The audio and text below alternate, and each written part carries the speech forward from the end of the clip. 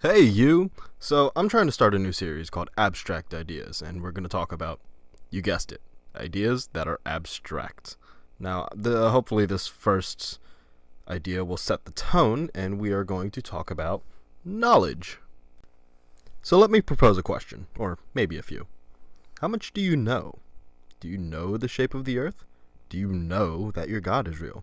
Maybe you've read all the religious text and you think it makes sense. Or did you read all of those science articles and have an understanding of how the world works around you? No matter what your source is, you need to trust that whatever has been written down is true, but it could easily be false. Religion tries to bypass this with faith, and we'll get back to that. And science will source its work. Now, you could follow the source, and the source's source, and even the source's source's source. But how do you know the original information isn't wrong? Now, the idea behind science is that hypotheses are tested over and over until disproven, yet false information has gotten through over the years.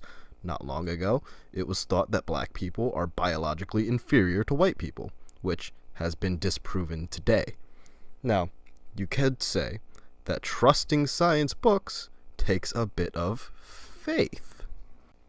Okay, now that we've discredited science, let's rip on religion. Now, having faith and having knowledge, surprisingly, are not the same thing. Now, you could know what the words in a book say, you could even know what the words in the book mean, but how do you know the message is true? So maybe the only information we can truly know is what we experience firsthand. But what if you're crazy? Now, I'm not accusing you of being mad just for believing in what you believe, but if you were crazy, you probably wouldn't know it. A schizophrenic could believe they hear the voice of the giant flying spaghetti monster telling him that he boiled for your sins, but it could just be a voice in his head. He wouldn't be able to tell the difference. So what you experience is probably out. So perhaps you could only trust shared experience. So the only way you could truly know something is to experience it with somebody else and then double check with that other person that what you experienced was correct, right? Yeah, unfortunately, it's not that easy. Now, your memory is not that great. Your memory can be altered just by a convincing conversation. Your mom can start talking about your Uncle Mike, and you might not remember it until she starts describing Mike to you for 20 minutes. But turns out mom just might be a little bit old crazy and Mike doesn't exist at all.